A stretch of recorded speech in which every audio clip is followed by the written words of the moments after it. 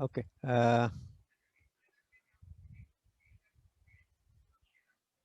Good morning, all.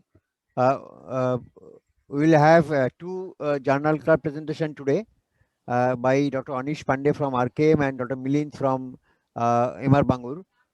Dr. Sanjay Debakshi is a consultant surgeon at CMRI and now at also in Nightingale Hospital. No, So, Amri. Amri. Amri Mukherjee. Amri, yes, Amri. So Dr. Debakshi is a very popular teacher, and he has lot of academic programs he runs in different times. So Dr. Debakshi will take us through the journal club today.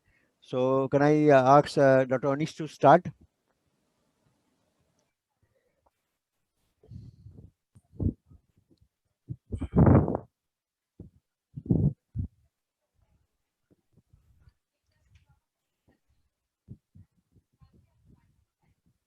Hello. Yeah. Hello. Yes, sir. Sir, I am audible. Yeah, Yes. you're audible. Sir. Share your screen. Yes, sir. Yes, sir. 1 minute, sir. Sir, 1 minute, sir, please, sir. Yeah.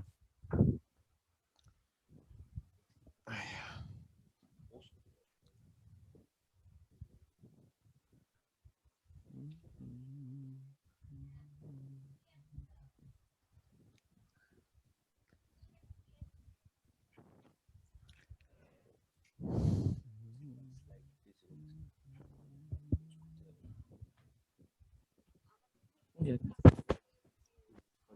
As well. Sir, is my screen is visible? No, not yet. You are visible, not the screen. Sir, actually, I have not been made the host, so I am not able to share my screen. Milind, allow the presenter to share his screen. Sir, I've given access.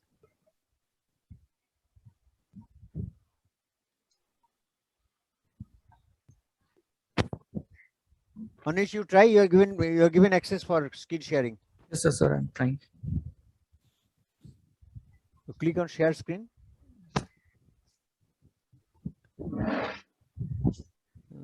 Dr. Milind, can you share my screen? You have. Dr. Anish, I'll share your presentation. Yeah. And you can present. I'll just keep on changing the slides if that is okay. Okay. Thank you. I have your presentation, so I'll open that. Okay. Wait.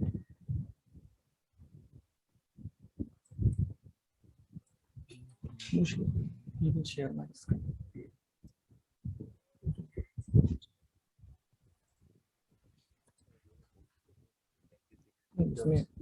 Yeah, it's coming. No problem. Yeah.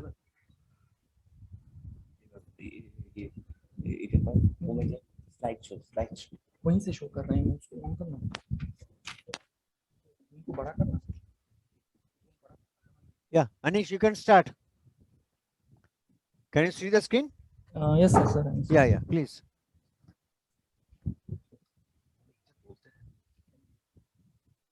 Good morning, respected teachers. I, Dr. Anish Kumar Pandey, first year DNB PGT Department of General Surgery, Ramakrishna Mission Seva Pratishthan Wings. Today, I am going to present the Journal Club. The article for today's Journal Club is Post-cholecystectomy, bile duct injuries, vein to repair. The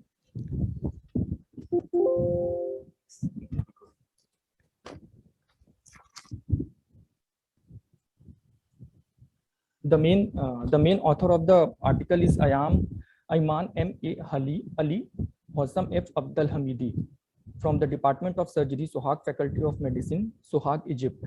The paper was published in the International Surgery Journal in May 2018 in volume 5, issue 5. The paper received on the 6th of April 2018 and accepted on the 10th of April 2018.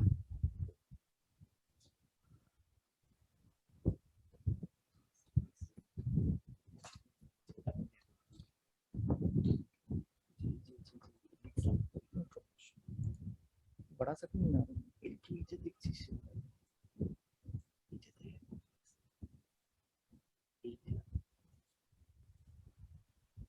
Now come to the introduction. Hello, sir, I'm audible? Yes, you're very much. Okay, thank you, sir. Now we come to the introduction. Biliary disease constitute a major part of the digestive tract disease, with a gallbladder calculi being the commonest of them. About 80% of the bile duct injuries occurs after cholecystectomy, having disastrous consequence for both the patients and the surgeon. Improper management of the bile duct injuries has its own sequence, ending with a liver transplantation due to the recurrent pyogenic cholangitis. However, a successful outcome is possible if the management is applied at the proper time in a specialist center. Next, please.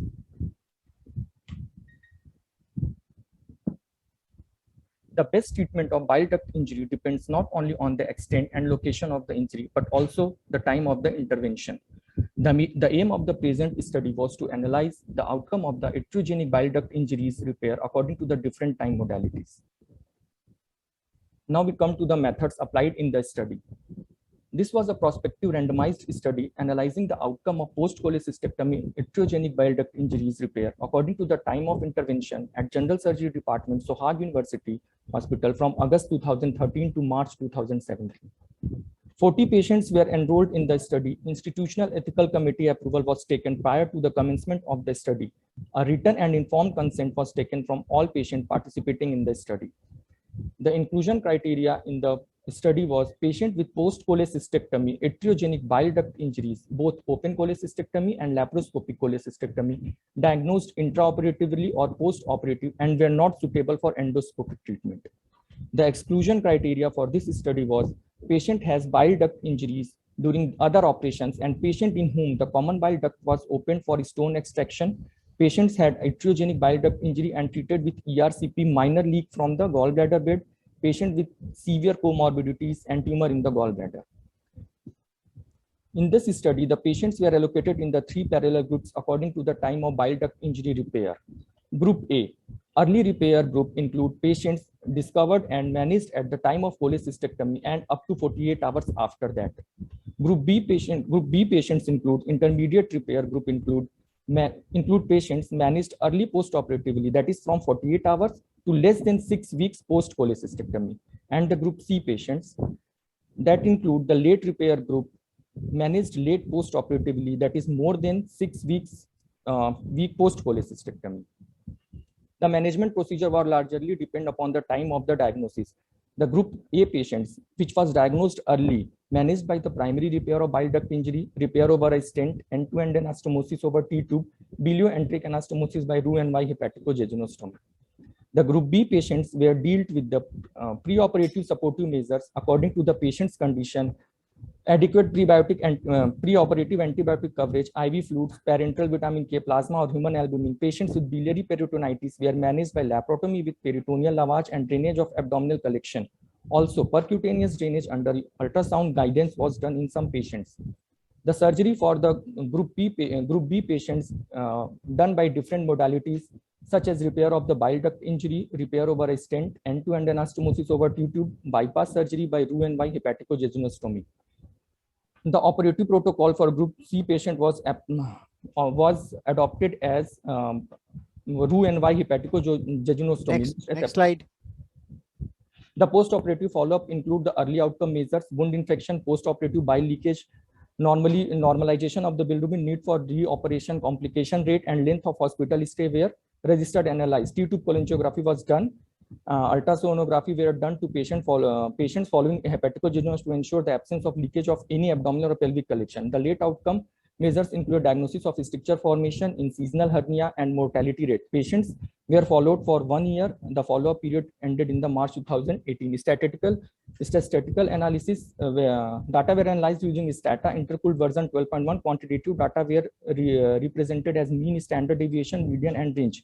Data were analyzed using ANOVA for comparison of the means of the 3 groups.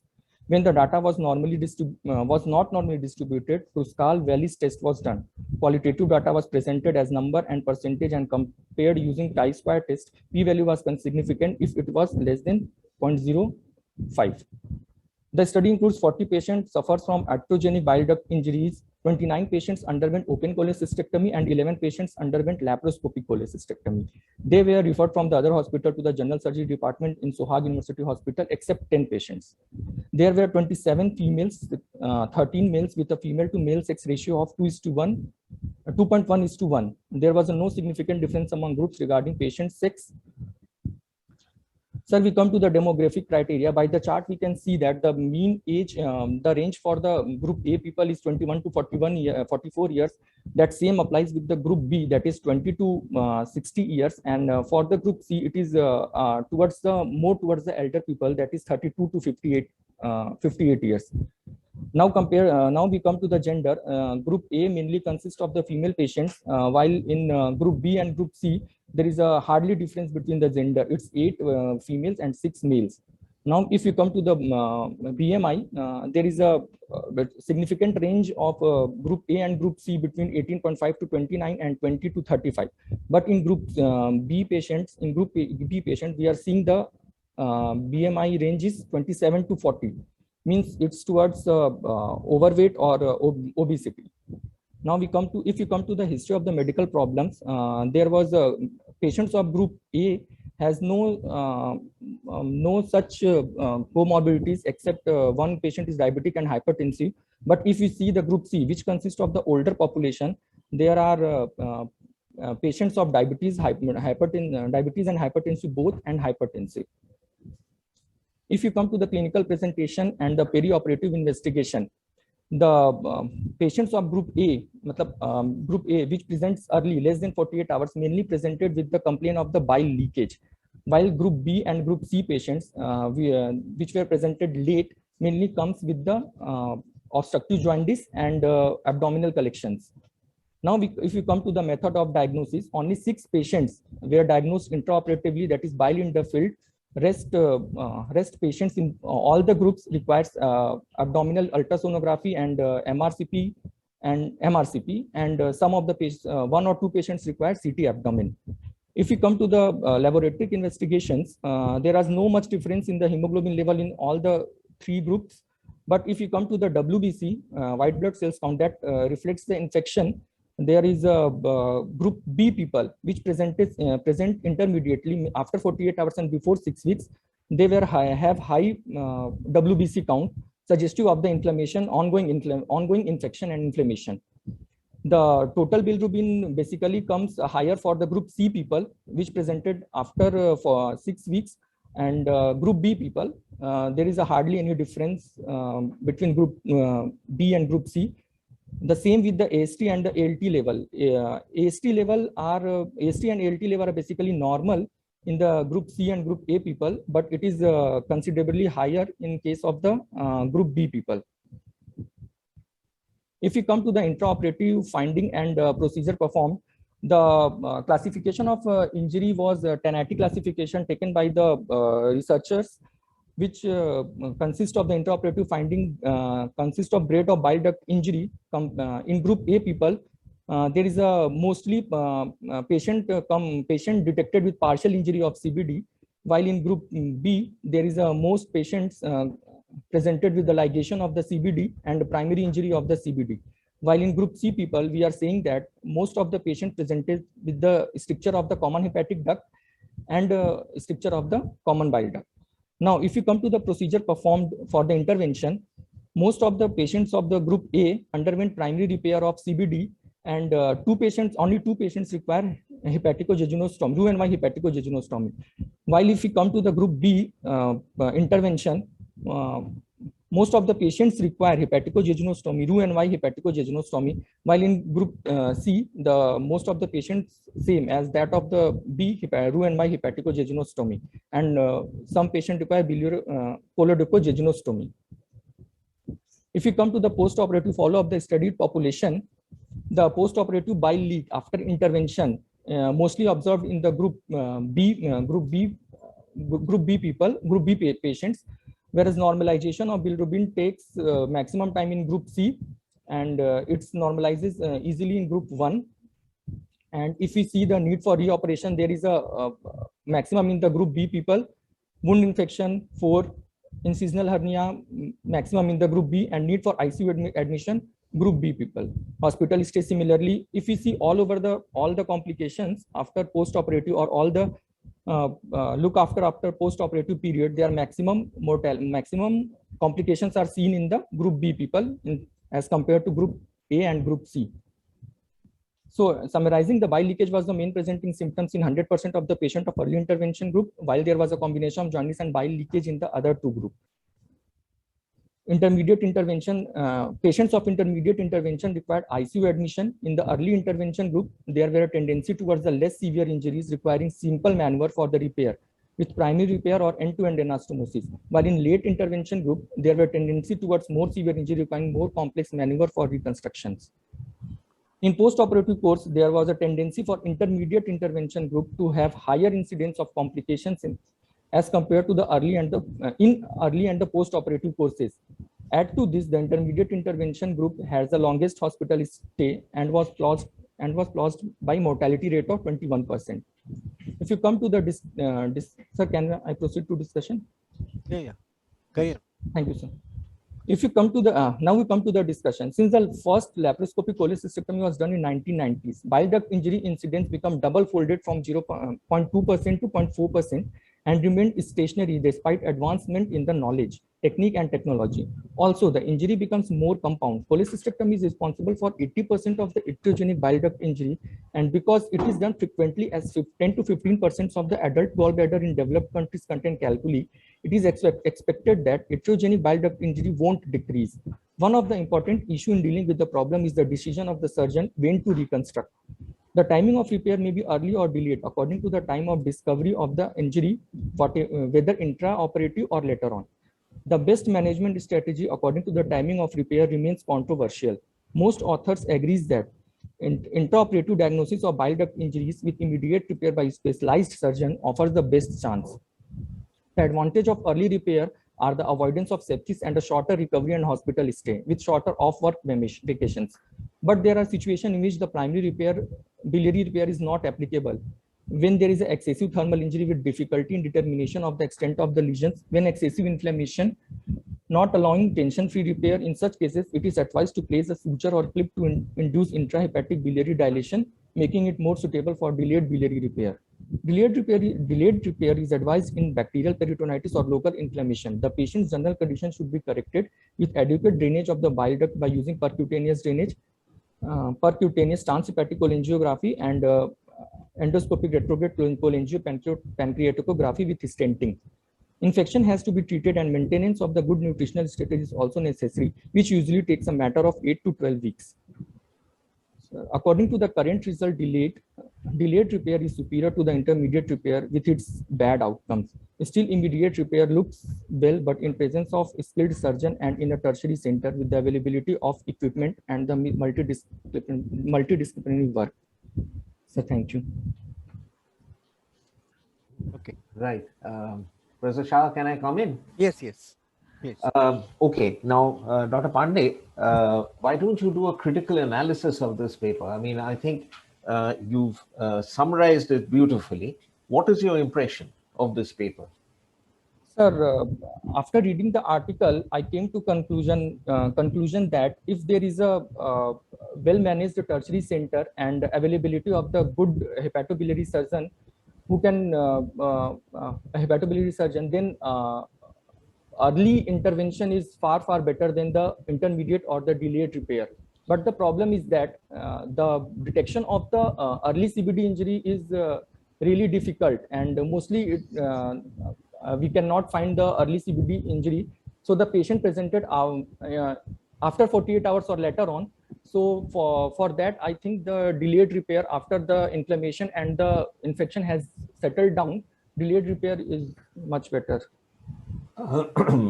If you go through the introduction, there's a statement that says, in the early intervention group, there was a tendency towards less severe injuries, requiring simpler procedures for repair with primary repairs or end-to-end anastomosis. Now, if you make a statement like that immediate repairs were easier to do, it means that there's a bias to collect these people, isn't it? Yes. Do you accept that? Milind, can I share my screen just for a little while? Yeah. Yes, sir. The option is open, sir. The Okay. screen share. I'll just stop sharing. Yes, sir. So if we go down, can you see my screen? Yes. Yes, sir. Okay, now I will bring you to this statement out here firstly.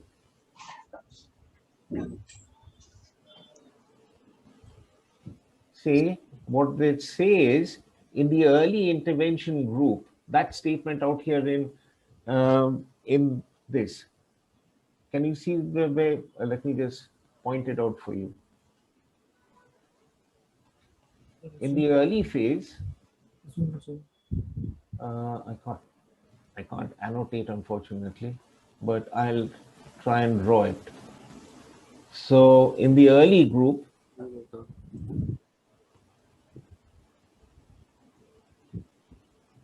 that statement, can you see what I'm trying to say?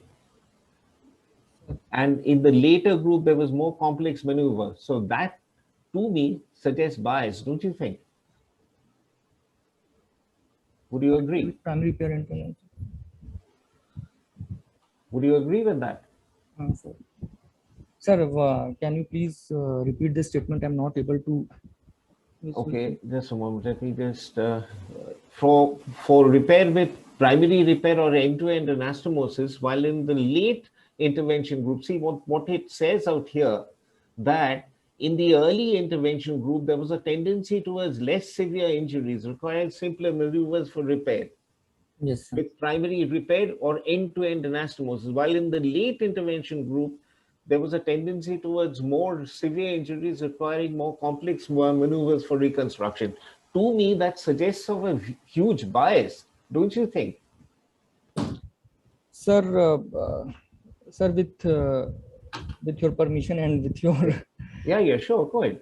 respect, I want to say that, sir, in the late intervention group, there may be due to the formation of the strictures and also they require complex procedure. And in the early intervention group, within 48 hours, there is no such stricture formation See, Anish, when you're comparing an early operation versus a delayed operation, you're comparing, isn't it? Yes. In one, you're doing simpler procedures. In the other, you're doing much more complex procedures. So don't you think that gives bias? Yes, sir. Yes, sir. You agree? Yes. Yeah, Dr. Debakshi, I agree with you that there is some bias in this because they are putting in primary injury in the early group. Yes. They are showing that 7 has underwent end-to-end anastomosis, Quite right.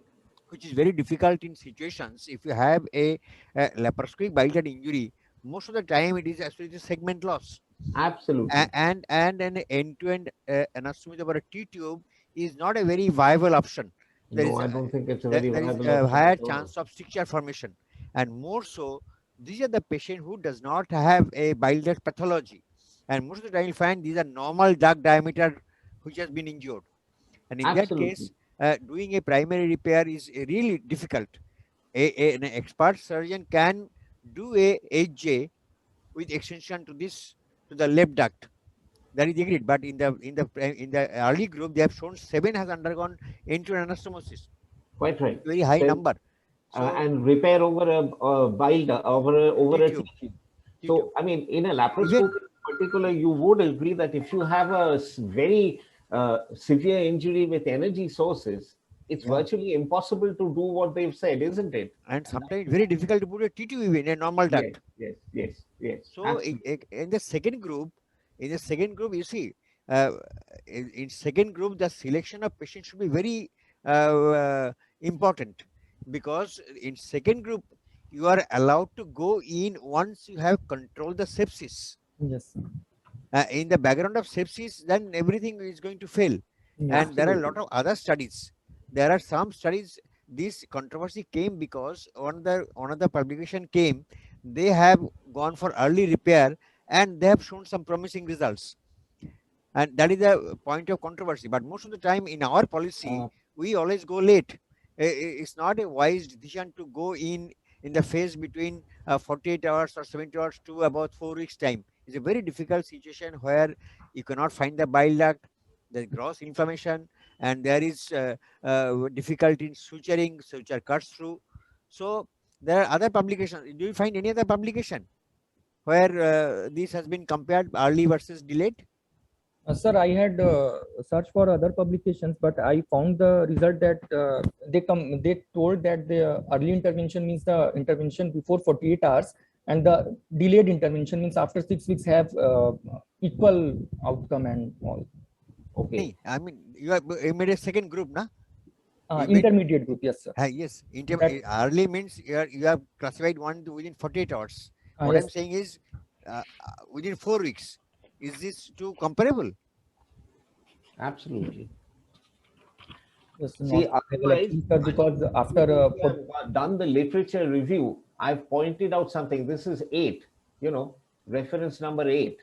It's a paper by Suslick on about 250 patients of BDI, bile duct injury. And as Professor Shah was saying, they did an immediate, they found no difference in timing, but they did hepatico-jejunostomy in all their patients, whether it's early or whether it was late. That paper which I've underlined, 8. It's by a surgeon called Suslick. Okay. And this was post laparoscopic, as Professor Shah was quite rightly pointing out. This was after laparoscopic surgery. You see, in a laparoscopic surgery, the modality of injury is far more severe, isn't it, Professor Shah? Yeah. And more so, they have a follow-up about 1 year, which is very difficult to comment that whether the outcome is all right or not, because you are the patient who can develop delayed stricture following primary repair. So the other thing, Professor Shah, if you allow me, is this statement that they say out here that when they're doing it later, also the late repair results in formation of massive adhesions near the hepatic plate. The late repair doesn't cause massive adhesions. You face massive adhesions, isn't it? yes. Yeah.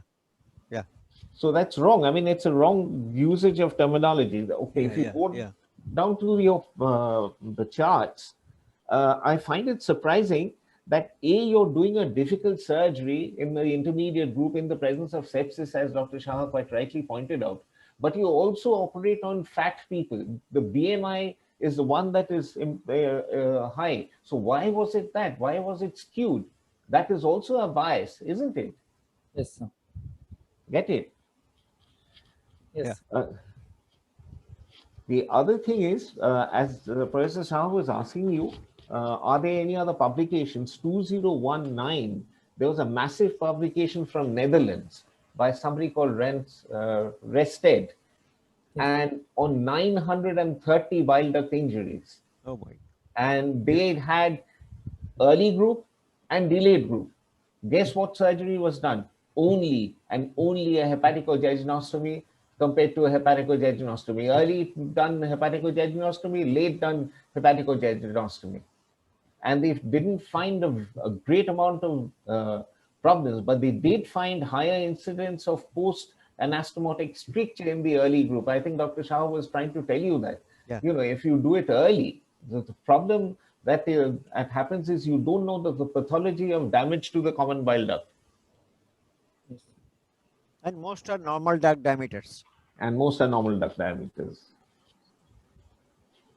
So I think that is what you need to really assess, Anish. That the kind, they say that this kind of repair is not advised. In the last, just before it come in the discussion. More so is if you want to have a primary repair. One people claim that the best time will be primary repair, but one has to keep in mind that a casual surgeon cannot venture to this type of surgery. Only if he is very accustomed in doing a good hepatico-jejunostomy, duct to mucosa, he is allowed to do it. Otherwise, if your first surgery is at fault, you end up with loss of bile duct segment. The redo surgery will be more difficult, more associated failures.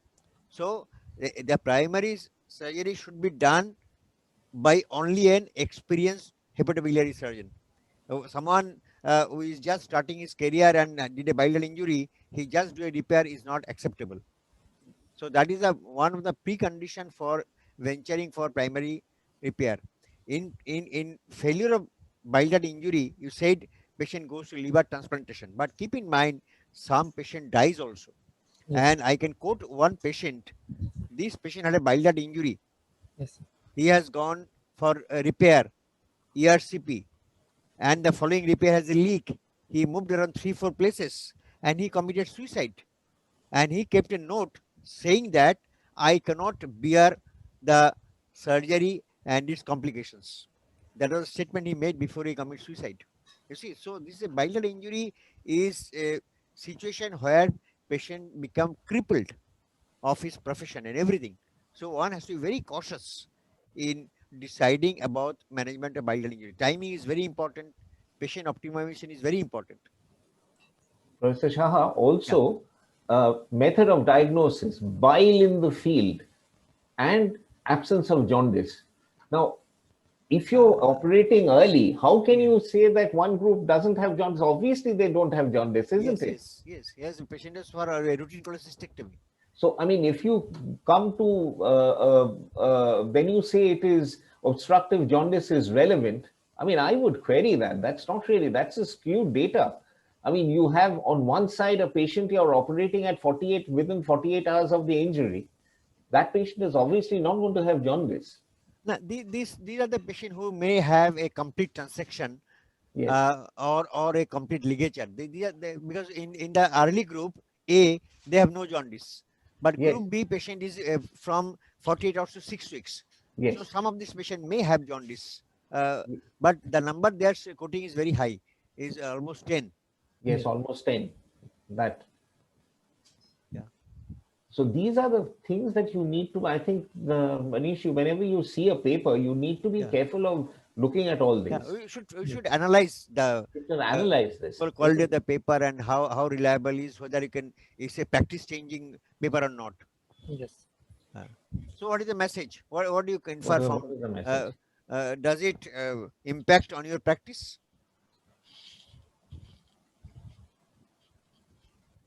Hello.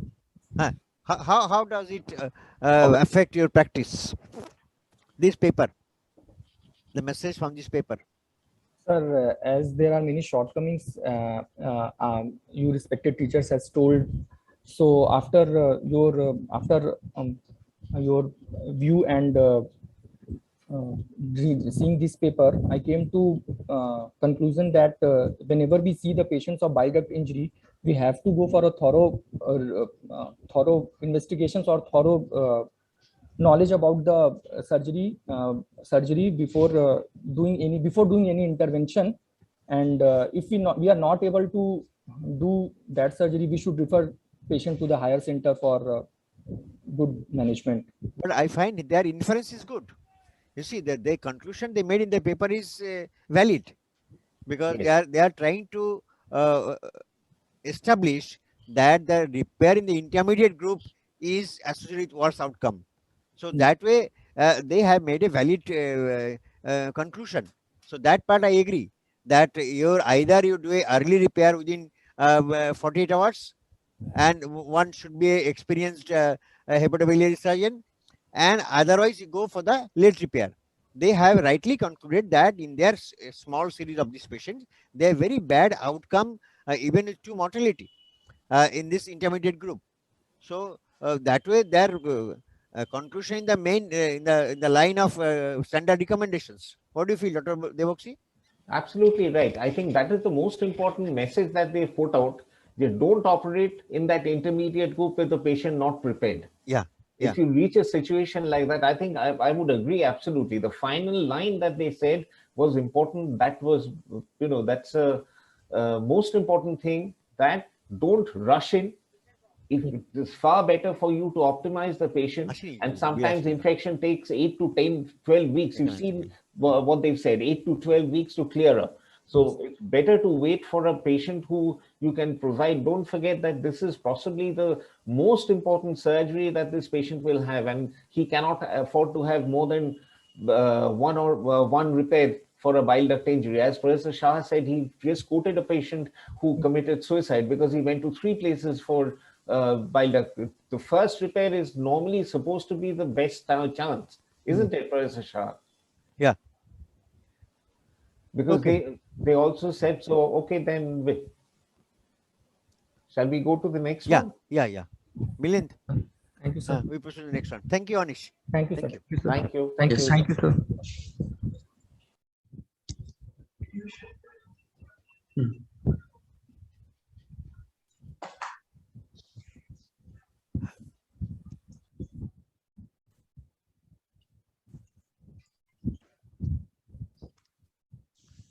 So is the screen visible? Yes, it is, Milind. Good morning, respected teachers. I am Dr. Milind Alokji, first year DNB PGT. And the topic that I've chosen for my journal club presentation today is Risk of Emergency Surgery for Complicated Appendicitis, a Japanese nationwide study. The primary author is Takeshi Yamada, along with other authors. Now, briefly about the journal in which this study was published. This was published in the Annals of Gastroenterological Surgery. The editor-in-chief was Masaki Mori, and the country of origin of this journal is United Kingdom, with an impact factor of 3.93, and they give out 6 issues per year. Now, the other publications by the same author, that is Yamada T. So I could not find any publications where he was the primary author, but there are a few publications where he was involved, include post-operative non-steroid anti-inflammatory drugs and anastomotic leak after GI anastomosis, systematic review and meta-analysis, among others. Now, coming to the journal, first of all, introduction. Acute appendicitis is one of the most common causes of an acute abdomen and most common disease requiring surgery.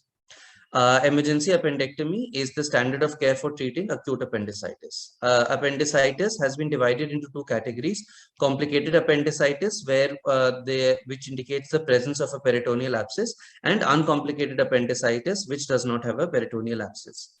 In pediatric patients with complicated appendicitis, it has been seen that the use of interval appendectomy has decreased the number of post-operative complications. And since many years, there have been attempts at successfully managing a case of appendicitis, a case of acute appendicitis with non-operative interventions. Now, briefly about interval appendectomy. Interval appendectomy is non-operative management followed by elective surgery.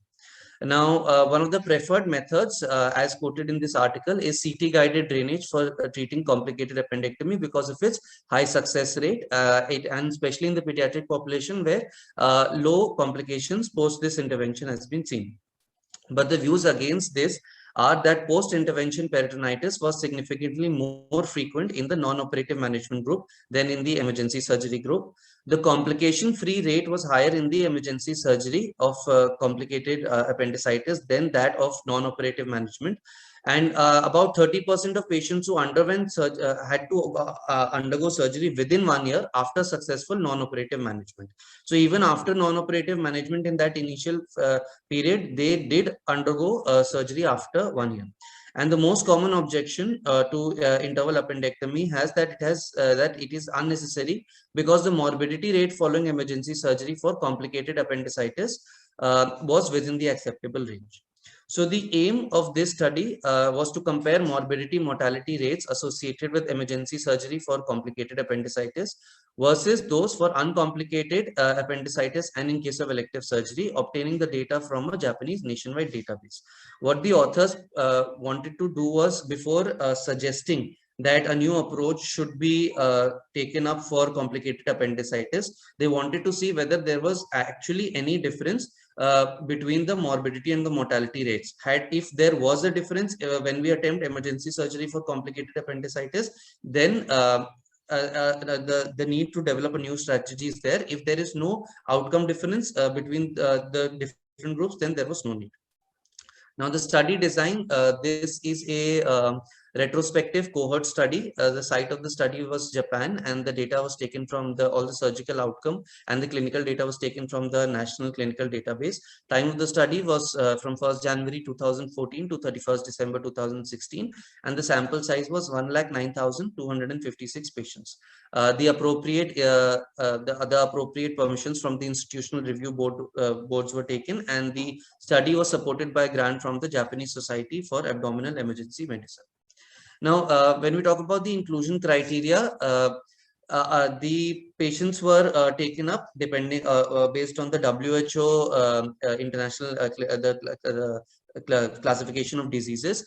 The complicated appendicitis group comprised of those who fell under the definition of WHO ICD K35.1. That is acute appendicitis with peritoneal abscess, and they underwent emergency appendectomy for complicated appendicitis. The uncomplicated appendicitis group was those who fell under the definition K35.9, which included acute appendicitis without generalized peritonitis, perforation, peritoneal abscess or rupture, and they went under emergency appendectomy. And the elective appendectomy group was those who fell under the category of K36, that is other chronic recurrent appendicitis, and underwent elective appendectomy.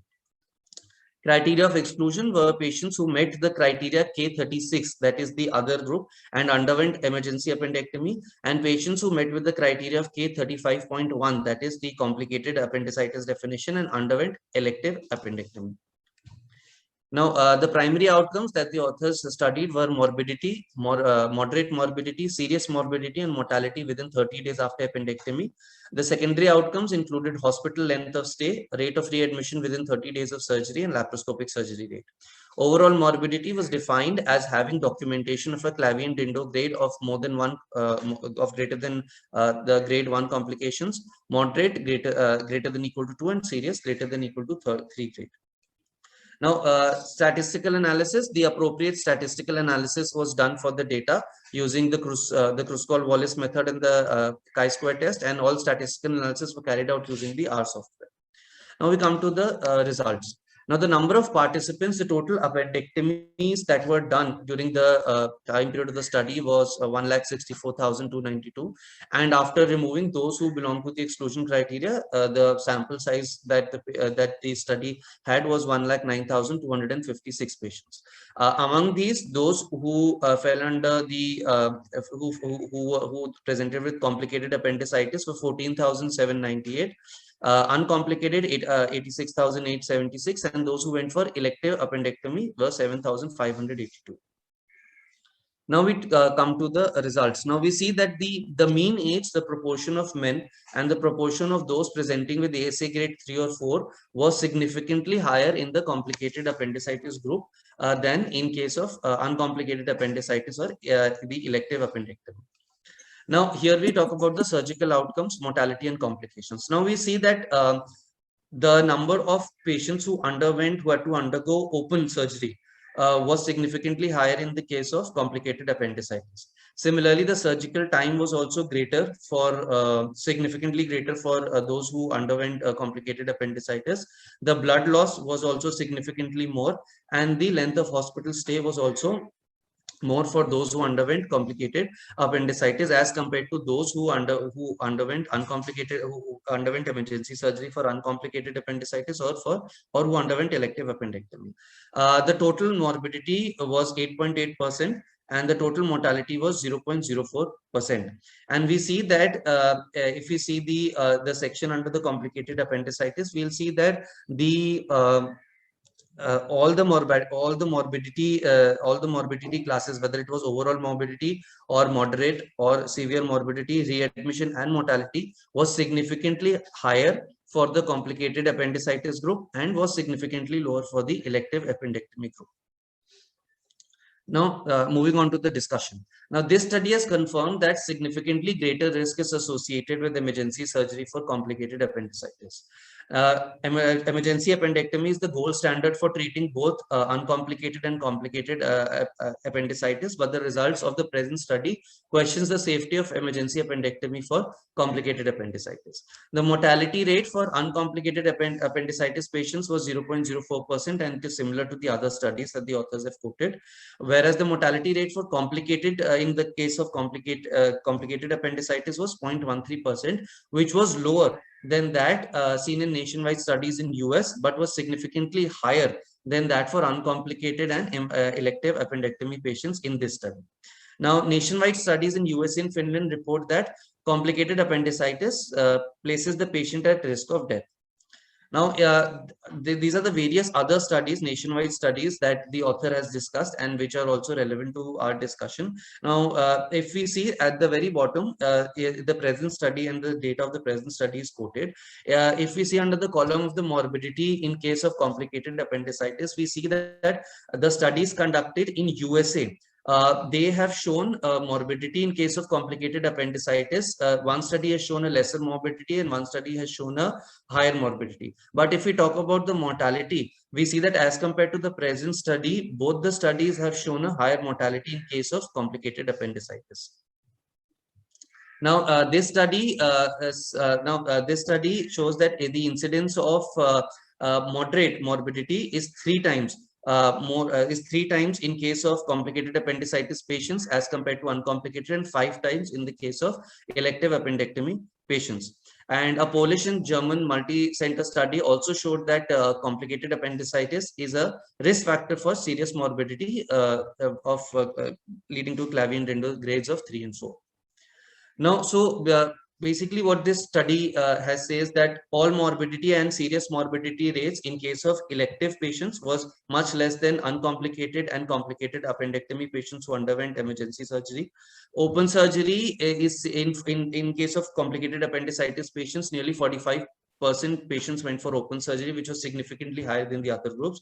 Also, longer operative time was seen in case of complicated appendicitis patients. And in the present study, the short outcomes or the short-term outcomes were much better for the elective patients than even for the uncomplicated appendicitis patients. So therefore, the authors have concluded, the authors have noted that there is a need that for in case of complicated appendicitis, a different strategy should be used as compared to when we are dealing with uncomplicated appendicitis to decrease the mortality and morbidity.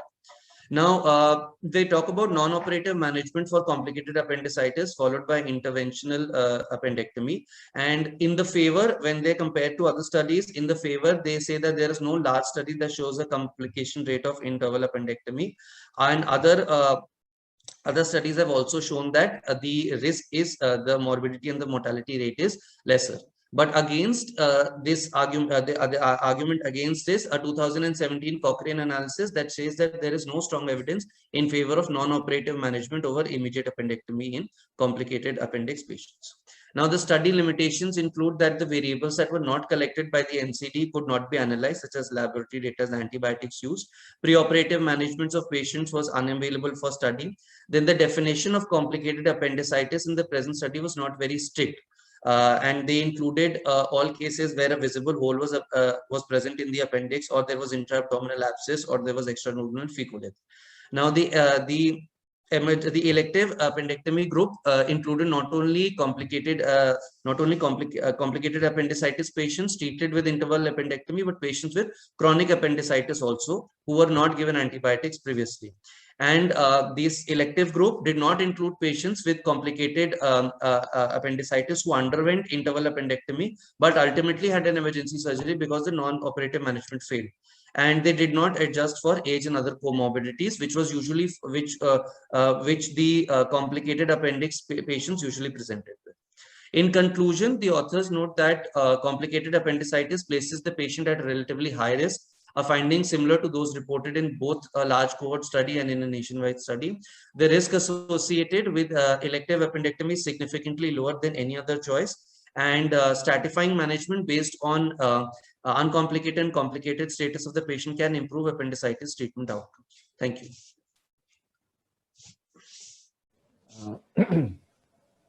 Right. Can I just commend you, Milind, for starting off the way you did?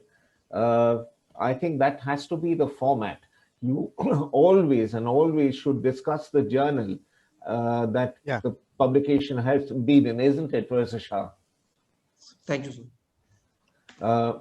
So what is your inference? Milind, I have some queries. Can I Yes, just sir. ask you the queries? Yes, sir. Yes, sir. What do you think about the definition of complicated appendicitis and uncomplicated appendicitis? Because if you go through most literature, the definition is whether the appendix has perforated or not. If there's a perforated appendix, it's a complicated appendicitis. If it's a non-perforated appendix, it's an uncomplicated appendicitis. Do Yes. you agree with that? Uh, mm, yes, sir. Sir, even in this study, they have, As a yes, I question? would agree with that, sir. Because the moment you agree with that, Miren, the inference from here is that complicated appendicitis are always better treated by conservative management. Now, there will be, which means that you're going to leave out a cohort of patients who have free perforation, in whom you cannot afford to treat them with antibiotics. Do you agree with that? Yes, sir. So that is the main criticism of this paper, don't you think? So they have given a very blanket statement in their conclusion, purely based on the morbidity and the mortality rates, that which way to go in case of complicated appendicitis. But I think, Dr. Bukshi, they at one point I find that they have commented these are more of appendicular abscesses, which are localized perforation and the collection. And they also talked of image guided aspiration. So I don't think they have considered the patient who has got free peritonitis, because they are the Sir, patient who sir, are not for, yeah. so Yeah. two things that firstly, they have not defined complicated Yes, appendicitis they haven't. properly. Yeah. And secondly, sir, for what I could understand from the reading the article was that their thought process came from how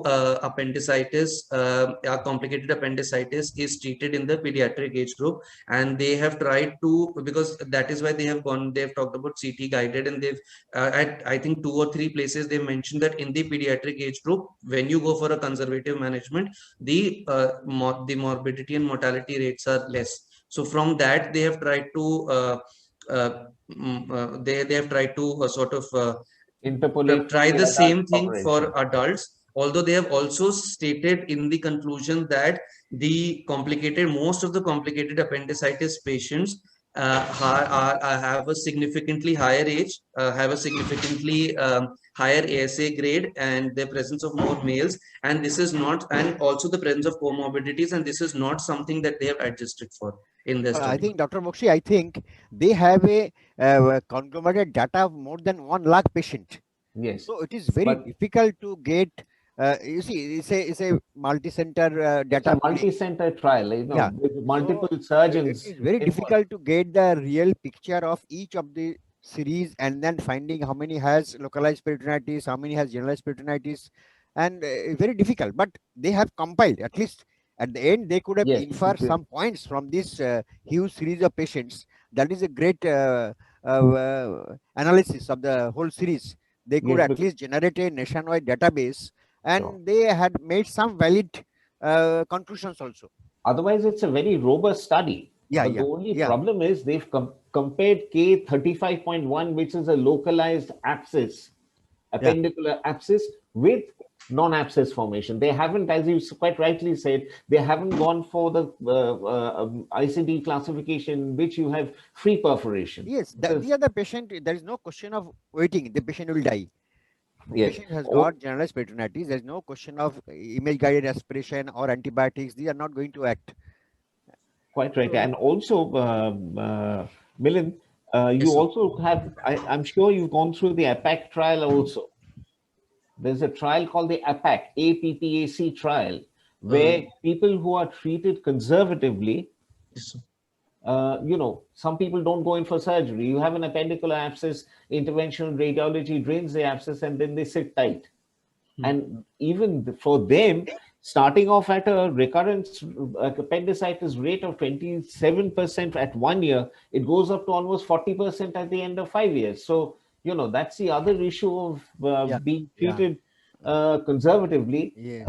is some people won't come back for treatment, and then come back when they are in a very bad situation, Very bad isn't it? situation. But Dr. Bukshi, there is now a recommendation that actually with advent of good antibiotics and good radiological intervention, more and more abscess are being treated initially with conservative by aspiration antibiotics. And then the recommendation at the moment is not all patients with appendicular lump or abscess require subsequent appendectomy, because the percentage are quoting is quite little high. Some series shows that the percentage of getting percentage of getting recurrent appendicitis is much lower, and a expectant policy is also advisable. Patient who are symptomatic may be operated. It's not the routine that everyone has to come for interval appendectomy.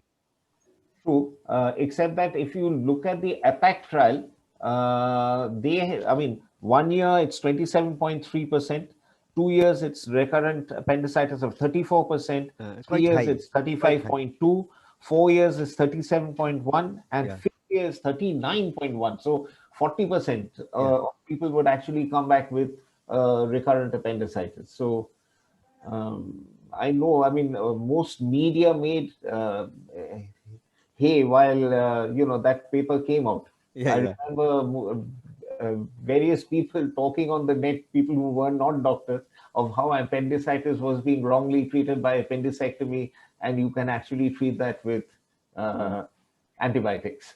Yeah, yeah. You remember that period of Yeah. time, don't you? Yeah, yeah. Dr. Acharya, you can comment on the previous paper also, because you have a very large experience of bilateral injury.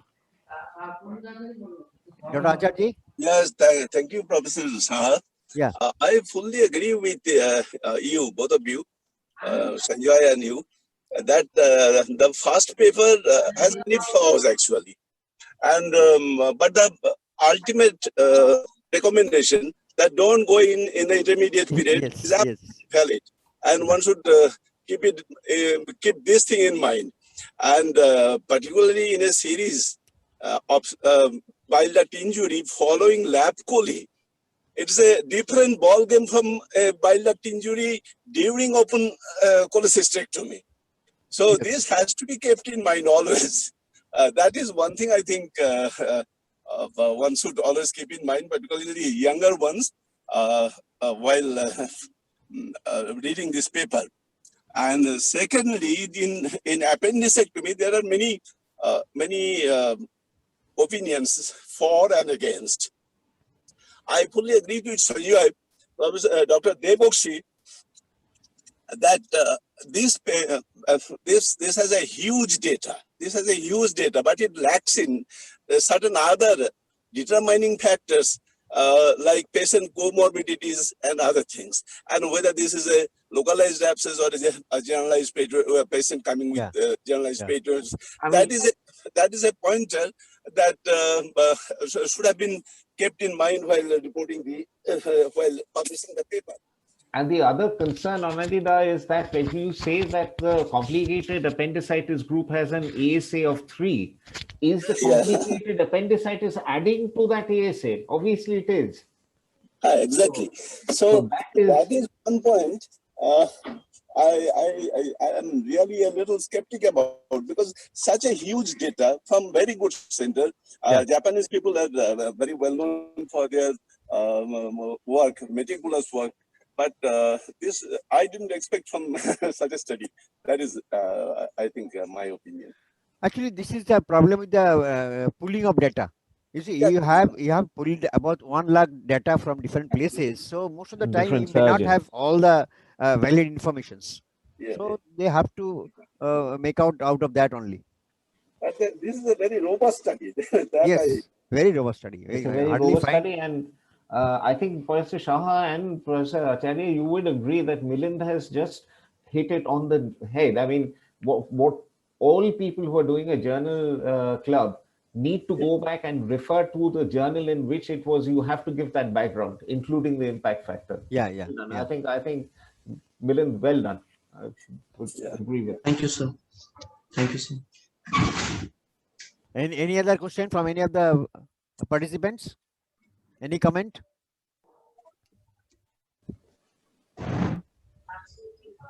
Okay, Milind, then we'll say bye today. Thank you, Dr. Debokshi. Thank you, Thank you. Professor Shah, for Thank you, all having of you, me. sir. Thank you. Thank you, Thank Dr. you, sir. Acharji. Thank you, Dr. Acharji. Thank you. Thank you. Okay, thank you.